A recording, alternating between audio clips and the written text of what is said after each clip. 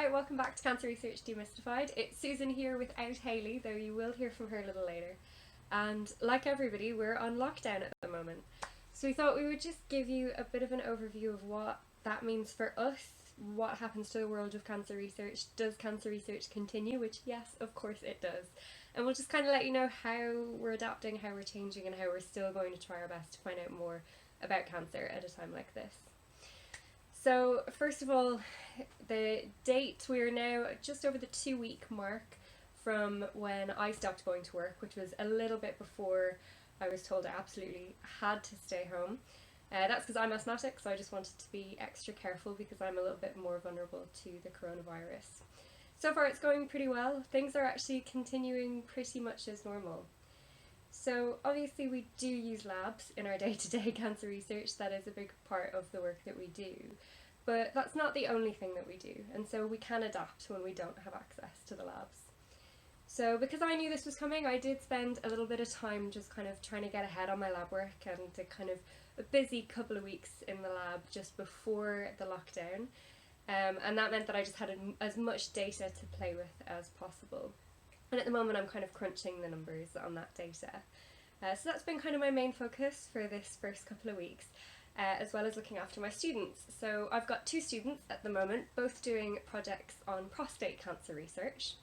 One of them is an undergraduate medical student, and he was affected a bit worse by the coronavirus outbreak than some of the other students, and that's because he had a really short lab-based project. So he was supposed to be at the bench with me for 7 weeks, and his last 2 weeks of his project were cut short.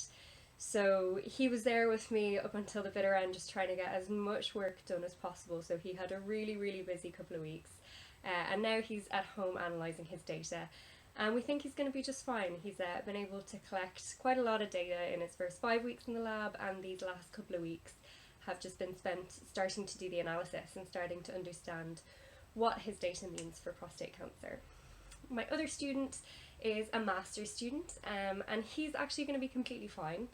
This outbreak isn't really going to affect his project, and that's because he's a part-time student anyway. He works nights, so we had kind of planned a non-lab based project for him anyway. We wanted it to be more flexible for him.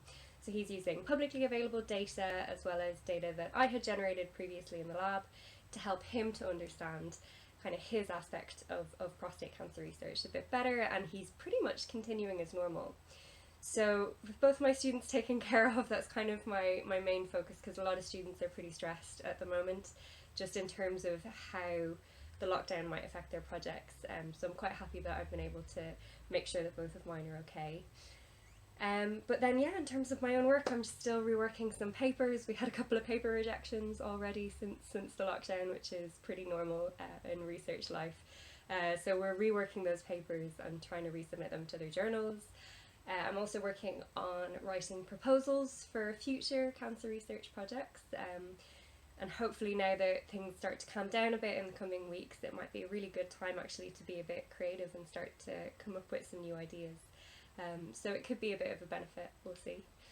Other than that, I'm correcting exams, which is exactly how I probably would have been spending my time if I were in the office. So going through students' exams, correcting them, and second marking for other people as well. Other than that, once things start to get really quiet and there starts to be a point where I really wish I were in the lab and where I wish I could be running experiments, that's when publicly available data is really going to come into play. So there's some really great websites out there that collate huge information that's been pulled together from different clinical trials and clinical studies on cancer, so that researchers like me can then look at that data and interpret it in a new way with respect to our own work.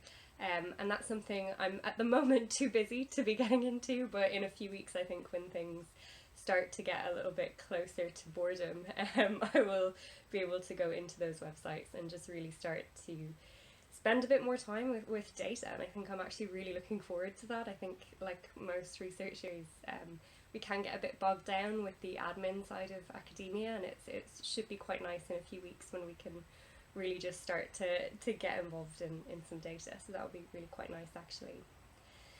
Other than that, I mean, just trying to keep well, like all of you, obviously, just trying to keep healthy, try and make sure that I'm washing my hands a lot, making sure that we keep mentally healthy. So I'm looking after all my plants at home and doing a bit of exercise when I can, and just trying to keep everything going and just try and keep as much as normal as possible.